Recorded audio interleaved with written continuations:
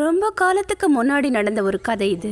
ஒரு கிராமத்துல துணி துவைக்கிற ஒரு வண்ணன் இருந்தான். கிராமத்துல இருக்கிற எல்லார் வீட்டுக்கும் போய் துணிகளை எடுத்துட்டு வந்து அதை துவைச்சி திரும்ப அந்த வீடுங்களுக்கு கொண்டு போய் கொடுத்து கிடைக்கிற பணத்தை வச்சு அவனும் அவன் மனைவியும் நல்லா வாழ்ந்துகிட்டு இருந்தாங்க. அவனுக்கு ஒரு குதிரையும் ஒரு கழுதையும் இருந்துச்சு.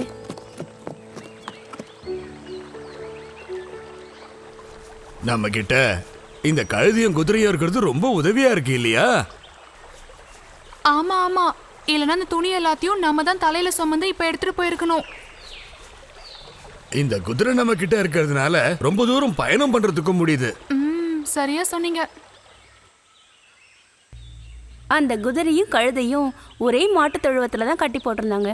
இருந்தாலும் குதிரை கழுதையை எப்பவுமே ஒரு நண்பனா அங்கீகரிச்சதே இல்லை. நீ ஒரு அசிங்கமான மிருகம், பார்க்கறதுக்கு ரொம்ப கேவலமா இருக்க. நான் பாத்தியா சும்மா கும்முன்னு இருக்கேன். இங்க பாரு நண்பா, அது உண்மைதான். ஆனா நானும் உன் கூட தானே வாழ்ந்துகிட்டு இருக்கேன். என்ன இந்த நண்பன்லாம் கூப்பிடுற வேலை வச்சுக்காத. என்ன உன் மேல வீசுற அந்த நாத்தத்தினால என்னால இங்க நிக்க கூட முடியலையே. ரொம்ப கஷ்டமா இருக்கே. சுத்தமே இல்லாத ஒரு மிருகம் நீ. சே, அப்படிலாம் சொல்லக்கூடாது நண்பா. நம்ம முதலாளியோட எல்லா சுமையையும் நான் தானே சுமந்துக்கிட்டு இருக்கேன். நம்ம 2 பேருக்கும் அவர் ஒருத்தர் தானே எஜமான். ஆனால் பாரு, உன்னோட வாழ்க்கை ரொம்ப சுகமானது, ஆனால் என்னோட வாழ்க்கையோ ரொம்ப கஷ்டமானது. என்ன நீ ரொம்ப புதுசா சொல்ற? நம்ம எஜமான் அவரோட மொத்த சுமையையும் என்ன தான் தூக்கிட்டு வர சொல்லுவார். உன் விஷயம் அப்படி இல்லையே, உனக்கு சின்ன சின்ன வேலையாக தானே கொடுக்குறாரு. ஓ, அப்ப அதான் விஷயமா? எனக்கு என்ன மதிப்பு மரியாதைலாம் இருக்கு தெரியுமா? நான் ஒன்றும் உன்ன மாதிரிலாம் கிடையாது.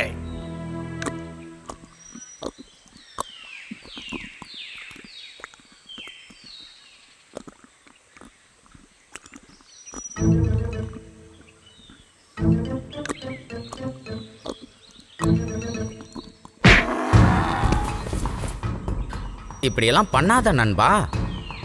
நீ உதைச்சது எனக்கு எப்படி வலிக்குது தெரியுமா? நானும் உன்ன மாதிரி ஒரு மிருகம் தானே. நீ எல்லாம் எப்போ என்ன மாதிரி ஆக முடியாது. நல்ல அறிவும் சக்தியும் இருக்கிற மிருகங்கள் தான் நாங்க. நீ ஒரு சுமை தாங்கி, அவ்வளவுதான். அது மட்டும் இல்லாம முக்கியமா நீ ஒரு முட்டாள் தெரியுமா? நீ கொஞ்சம் மனசுல இரக்கத்தோட பேசினா நல்லது. பேசுறது எப்படி நீ எனக்கு சொல்லி தெரியா? ஒவ்வொருத்தரோட மதிப்புக்கும் மரியாதைக்கும் ஏற்றபடி தான் அவங்க வாழ்க்கை அமையும். உனக்கு இவ்வளோ ஆணவம் இருக்கக்கூடாது நண்பா. அப்படி பல சமயங்கள்ல குதிரைக்கும் கழுதைக்கும் நடுவுல கலகம் ஏற்பட்டுக்கிட்டே இருந்துச்சு. கழுதையை விட தான் பெரியவன்ற அகங்காரம் அந்த குதிரைக்கு எப்பவுமே இருந்துச்சு. ஓ, நல்ல மழை வரும் போல இருக்கே. துணி எல்லாத்தையும் சீக்கிரமா வீட்டுக்கு கொண்டு போட வேண்டியதுதான்.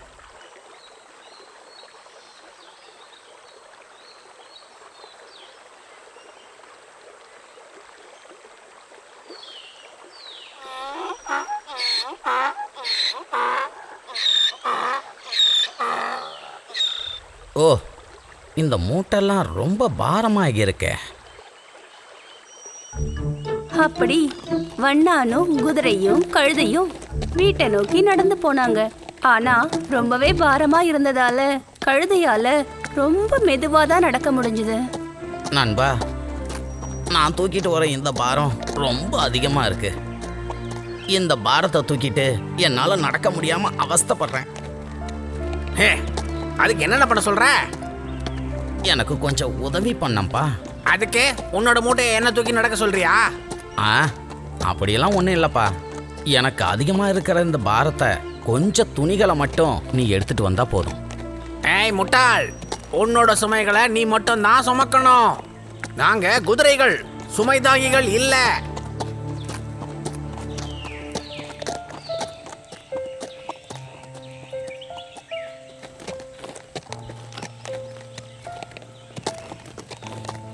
சகோதரா, நான் மயங்கி விழுந்துடுவேன். எனக்கு கொஞ்சம் ஹெல்ப் பண்ண. நான் தான் உன்கிட்ட முன்னாடியே சொன்னேன், மூட்டை தூக்குறது உன்னோட வேலைப்பா. ஒரு சில அடிகள் மட்டும்தான் முன் வைக்கிறதுக்கு பாவம் அந்த கழுதையால முடிஞ்சது. அதுக்குள்ள முடியல. என்னப்பா இது? சுமை தாங்காம கீழே விழுந்தியா? மழை வேற பெய்ய போது துணியை வேற வீட்டுக்கு கொண்டு போகணும். என்ன பண்ணலாம்? ஒண்ணுமே புரியலையே. விழுந்து கிடக்கிற கழுதைக்கிட்ட இருந்து அந்த ஆளு துணி மூட்டைகளை அவுத்தெடுத்தாரு. ஓ, பாவம் இந்த கழுதை ரொம்ப சோர்ந்து போயிட்டான் போல இருக்கு. ஓ, இதுக்கு மேல இதால சுமைகளை தூக்க முடியாது. இந்த துணி எல்லாத்தையும் அந்த குதிரை மேல வச்சு கட்டிட வேண்டியதுதான். அப்படி அந்த வண்ணான் துணி மூட்டைங்களை குதிரை மேல வச்சு கட்டி விட்டான். அது மட்டும் இல்ல, கழுதைய கூட அந்த ஆளு அகங்காரமா இருந்த குதிரை மேல ஏத்தி வச்சிட்டான். வீட்டை நோக்கி நடக்க ஆரம்பிச்சாங்க. நான் இப்படி சுமை தாங்கி ஆகிறதுக்கான காரணம் என்னோட அகங்காரமான பேச்சு தான். நான் அந்த கழுதைக்கு உதவி பண்ணியிருந்தேன்னா இன்னைக்கு எனக்கு இந்த நிலைமை ஏற்பட்டிருக்காது.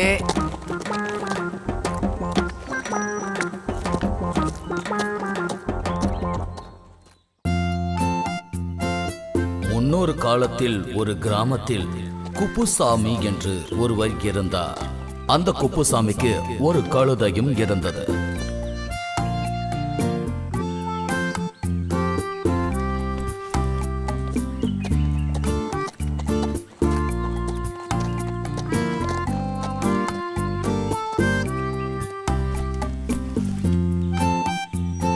அந்த கழுதை மேலதான் குப்புசாமி தன்னுடைய வியாபார பொருட்களை சந்தைக்கு எடுத்து சென்றார்.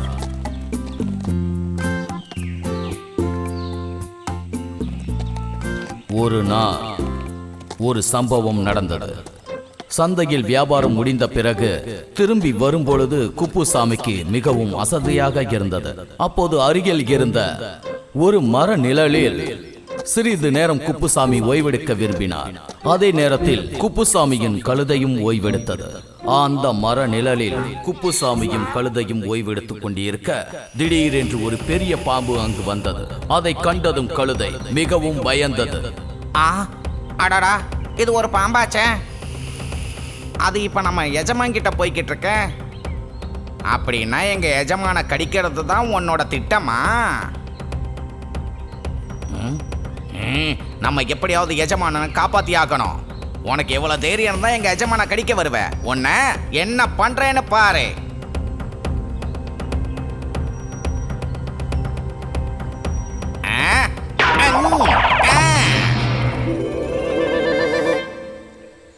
ஆஹா, பாம்பு! இந்த பாம்பு எங்க இருந்து வந்துச்சு? யார் பாது அது கட்டையை தூக்கி அது மேல போட்டது? நீதானா? அப்படின்னா நீதான் என்னுடைய உயிரையே காப்பாத்திருக்க. இந்த உதவி என்னால மறக்கவே முடியாது. இனில இருந்து நீதான் என் உயிர் தோழன்.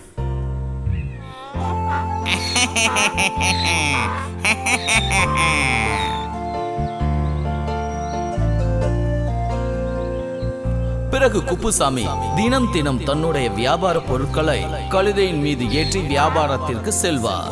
சந்தையில் வியாபாரம் முடிந்த பிறகு திரும்பவும் இருவரும் வீட்டிற்கு வந்து விடுவார்கள். வழக்கமாக இதுதான் நடக்கும்.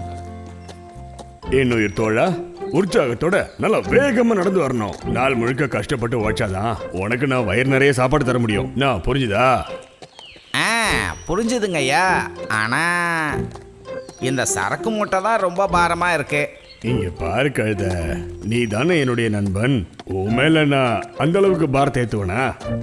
இங்க பாரு, உன்னுடைய சோர்வை நீ மறக்கிறதுக்காக நான் ஒரு நல்ல பாட்டு இப்ப பாடவா? பாட்டா? வெறும் பாட்டு மட்டும் இல்ல, உன்னை பத்தின உண்மையான விஷயம். என்ன? கழுத பயலே நடந்து போடா, நடந்து போ, வேகமா போ, குப்புசாமியின் கழுதையே வேகமா வேகமா போ போ. எப்படி இருக்க என்னுடைய பாட்டு? இந்த மாதிரி பாட்டை கேட்கறதுக்கு நான் சும தூக்குற வழியவே தாங்கிக்கலாம். இப்படியாக நாட்கள் கடந்து சென்றது. திடீரென்று ஒரு நாள் சந்தையில் வியாபாரம் முடிந்த பிறகு குப்புசாமியும் தனது கழுதையுடன் சந்தோஷமாக வீட்டுக்கு வந்து கொண்டிருந்தார்கள். கழுத நண்பா, என்ன நீ இன்னைக்கு இவ்வளவு வேகமா நடந்து போற? அட, கொஞ்சம் சீக்கிரம் வாங்க எஜமா. வீட்டுக்கு போனதுக்கு அப்புறம் நான் நிம்மதியா படுத்து ஓய்வு எடுக்கணும். கழுத நண்பா, என்ன குழிக்குள்ள விழுந்துட்ட? நான் அப்பவே சொன்னேன்ல வேகமா போவாதன்னு. நீ கேட்டாதானே எப்படி இப்போ உன்னை நான் மேல தூக்குவேன்? இப்படி கவலைப்பட்டுக்கிட்டே இருந்தா வேற வழியே இல்லை. கழுதையை எப்படியாவது உடனே குழியில இருந்து மேல தூக்கணுமே.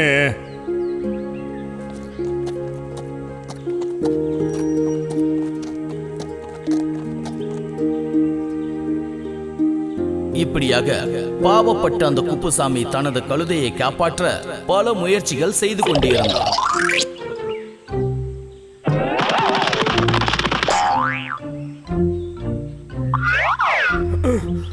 கழுதை நண்பா, இந்த விழுத பிடிச்சுக்கிட்டு அப்படியே மேல ஏறி வர பாரு. எப்படியோ நீ அங்கிருந்து மேல வந்துதானே ஆகணும். நீ இல்லாம நான் எப்படி நண்பா வீட்டுக்கு போவேன்? அந்த சமயத்தில் அவ்வழியாக ஒரு மனிதர் வந்தார். கழுதையை குழிக்குள் இருந்து காப்பாற்றுவதற்காக குப்புசாமி முயற்சி செய்வதை அம்மனிதர் கண்டார். குப்புசாமியை கிண்டல் செய்தார். இங்க பாரியா, குழிக்குள்ள என்ன கழுத்தை தானே கிடக்குது, அதால இந்த விழுதெல்லாம் பிடிச்சி ஏறி வர முடியாதுயா. அப்புறம் எப்படி இத மேல ஏத்துறது? எப்படியாவது இவனை காப்பாத்தணுமே. இது ஒரு பழைய குழியா, அந்த கழுதைய மேல ஏத்தலாம் முயற்சி பண்ணாத. அதை அங்கேயே விட்டுட்டு போய் வேலையை பாரு. ஐயோ, அது எப்படி? அப்படின்னா இங்கே உட்காந்து தேவடு காத்து நிறு. நீ தனது அருமை நண்பன் கழுதையை காப்பாற்ற முடியவில்லை என்று குப்புசாமி வருத்தப்பட்டான். கிணற்றின் அருகிலேயே உட்கார்ந்து இருந்தான்.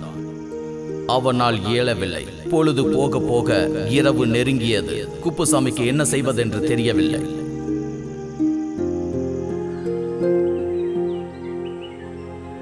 அந்த நேரத்தில் அந்த வழியாக ஒரு சன்னியாசி வந்து கொண்டிருந்தார். கிணற்றின் அருகில் குப்புசாமி புலம்பிக் கொண்டிருப்பதை அவர் கண்டு அருகில் வந்தார். ஓ, இதுதான் உனது கவலையா? நான் ஒன்றிடம் ஒன்று கேட்கட்டுமா குப்புசாமி? நீ ஏன் அந்த கழுதையை இங்கே விட்டுவிட்டு செல்லவில்லை?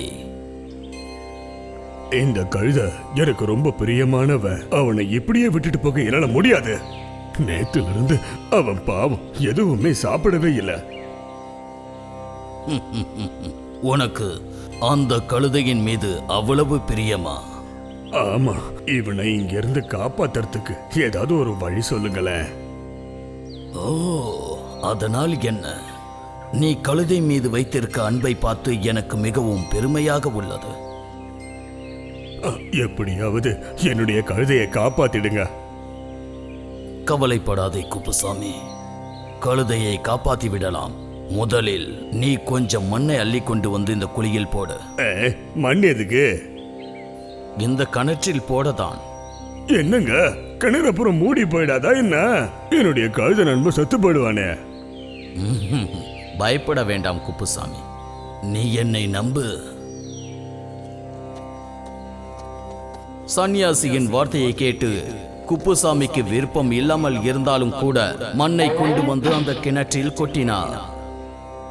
பயப்பட வேண்டாம் குப்புசாமி, தைரியமாக மணலை கொட்டு.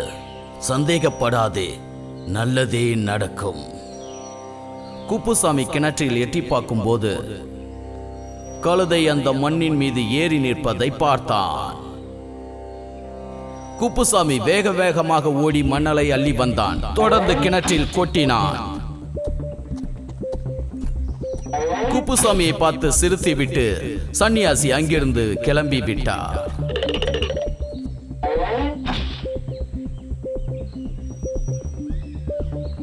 பிறகு அந்த கழுதை மணல் மீது ஏறி அப்படியாக மேலே வந்தது.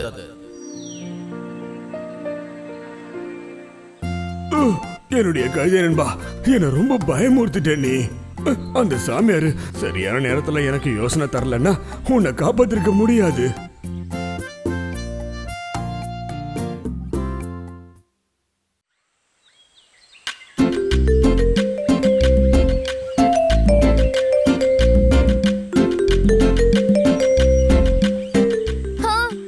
எனக்கு இப்ப ரொம்ப பசிக்குது. ஒருவேளை நான் ஆத்து பக்கமா போனா என்னால கேரட் சாப்பிட முடியும். ஆனா அங்க வரைக்கும் நான் நடந்து போகணுமே. ஆனா அங்க வரைக்கும் நான் நடந்து போறதுக்குள்ள இந்த வெயில் என்ன உயிரை வாங்கிடும்.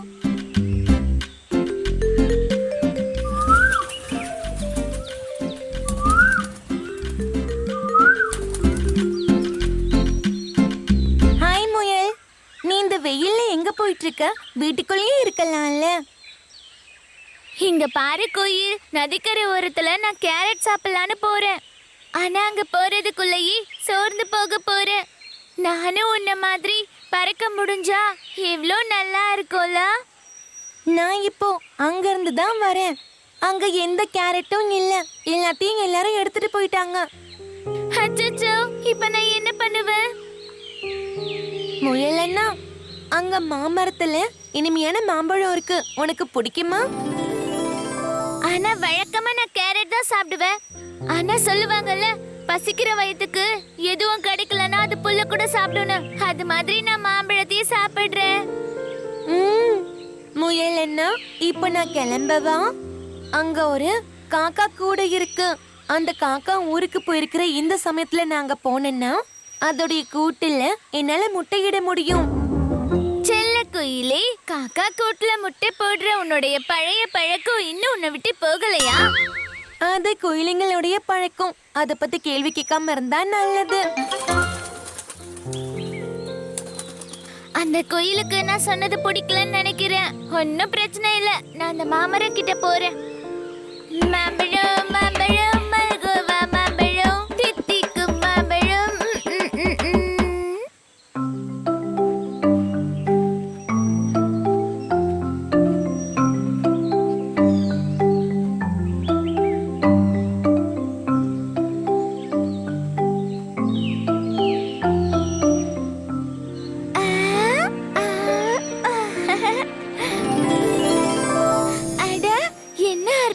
காட்சி, அங்க பாரு, இனிப்பான ஒரு பழுத்த மாம்பழம் கீழே கிடக்குது. நான் அதை சாப்பிட போறேன். வா வா, பழுத்த மாம்பழம். வா வா. ஆ, பழுத்த மாம்பழம். அது அங்கேயே வை. அது என்னோட மாம்பழம். இந்த மாம்பழம் இந்த மரத்துல இருந்து விழுந்தது. இது எப்படி உன்னுடையதாகும்? இந்த மாம்பழம் தரையில இருக்கிறத முதல்ல நான் தான் பார்த்தேன். அதனால அந்த மாம்பழம் என்னோடதுதான். இல்ல, நான் உனக்கு இத கொடுக்க மாட்டேன். அதை என்கிட்ட கொடு.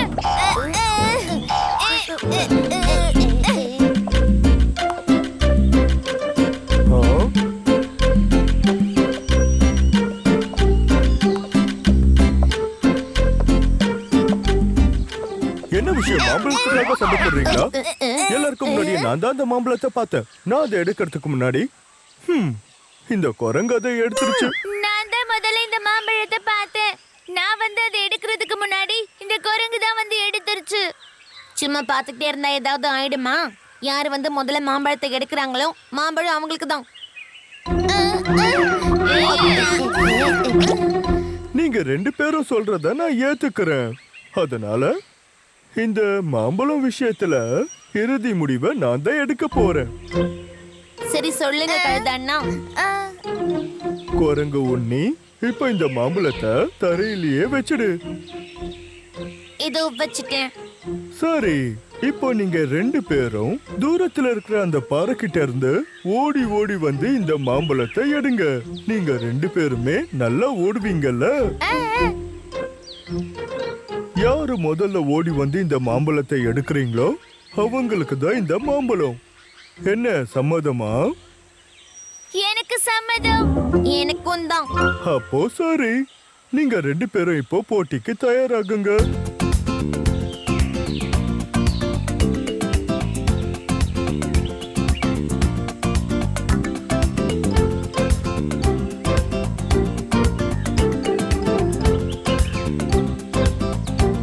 இப்போ இந்த மாம்பழம் என்னுடைய வயிற்றுக்குள்ள போக போகுது. ஆஹா, கழுதையண்ணா, நாங்க தயாரா இருக்கோம். நாங்க வரட்டுமா? உங்களுக்கு என்ன சரின்னு படுதோ அதை பண்ணுங்க.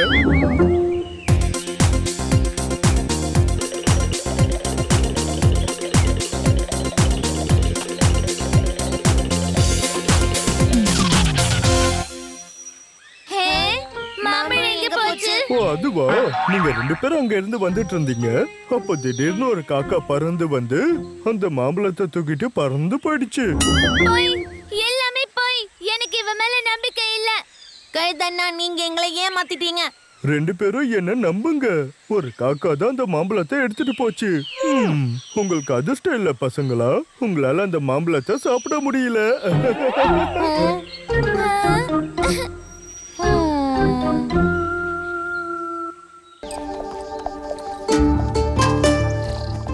என்னைக்கும் இந்த வழியாக தான் வர்றோம்.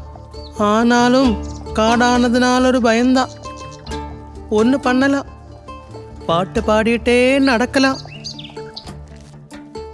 நிலா நிலா ஓடிவா, நில்லாமல் ஓடிவா, மலையின் மீது ஏறிவா, மல்லிகைப்பூ கொண்டு வா. ஏண்டா கழுதை நின்றுட்டு இருக்க? நடக்க முடியலையா? நீ எதுக்கு சத்தம் போடுற? சீக்கிரமா நட, சந்தைக்கு இன்னும் ரொம்ப தூரம் போனோம். உங்களால இனி எங்கேயும் போக முடியாது, அங்க நில்லுங்க. யார் இது? கடவுளே, திருடர்களா இருக்குமோ?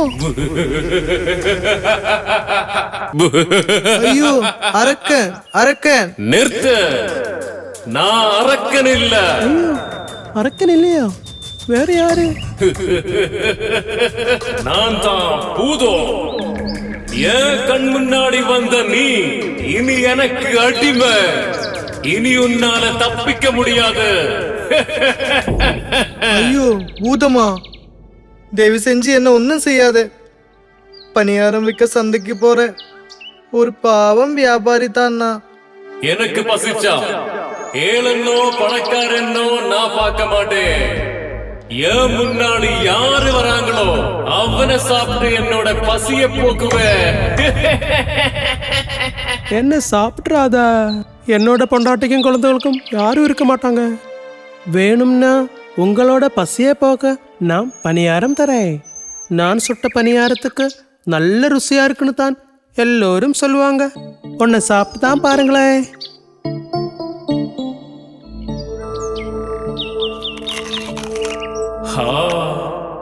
நல்ல ருசி. இந்த மாதிரி ஒரு பணியாரம் இதுக்கு முன்னாடி நான் சாப்பிட்டதே இல்ல. இந்த பணியாரம் அவ்வளவும் எனக்கு வேணும். ஐயோ போதும், இது நான் சந்தைக்கு விற்க கொண்டு போறேன். இதை வித்து கிடைக்கிற பணத்தை வச்சுதான் நானும் என் குடும்பமும் வாழ்றதே. அப்போ என் பசி அடக்கிறதுக்கு நான் இந்த கழுதைய சாப்பிடுறேன். ஐயோ வேண்டாம், என்னோட கழுதைய சாப்பிட்றாத. அப்படின்னா இந்த கழுதைக்கு பதிலா நான் உன்னை சாப்பிடட்டா? என்னையா? உன்னத்தான். என்னால பசி அடக்கவே முடியல. பேசிட்டு நிக்கிறதுக்கு இது நேரம் இல்ல. நான் இப்பவே உன்னை சாப்பிட போறேன். தப்பிக்க ஏதாவது வழி கிடைக்கலன்னா இந்த பூதம் என்ன சும்மா விட மாட்டானே. என்னானாலும் ஏதாவது பண்ணியே ஆகணும். நீ இப்ப என்ன யோசிக்கிற? ஒன்னும் இல்ல, நான் யோசிச்சுட்டு இருக்கேன்.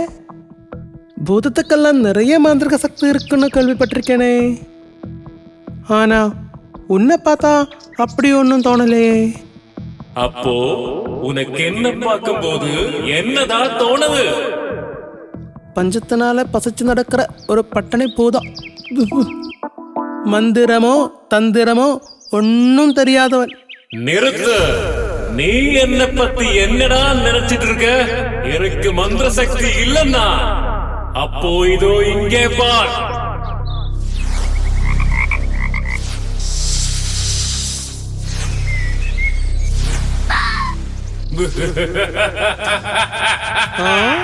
நீ பெருசா வரையா? ஆமா, நான் பெருசாவறேன்.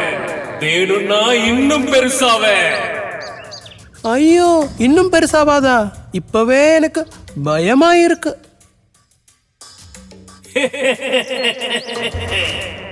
எவ்வளவு பெருசாவறேனோ அவ்வளவு சக்தியும் கிடைக்கும். அப்படியா? அப்போ உயரம் குறையும் போதே உன்னோட சக்தியும் குறையுமோ என்னவோ? இல்ல, உயரம் கூடினாலும் குறைஞ்சாலும் என்னோட சக்தி மட்டும் குறையாது. ஆனா இதோ நான் என்னோட உயரம் குறைச்சு காட்டுறேன். இதோ பாருங்க. இப்ப நீ ஒரு குட்டி பூதமாயிட்டியே. இன்னும் சின்னதாக என்னால முடியும். இந்த செப்பை விடவும் சின்னதாக உன்னால முடியுமா? முடியும். அப்போ நீ இந்த செப்புக்குள்ள வந்து உட்கார்ந்து காட்ட. நான் கொஞ்சம் பார்க்கட்டுமா உன்னோட மாந்திரிக சக்தியா? இதோ பாரு.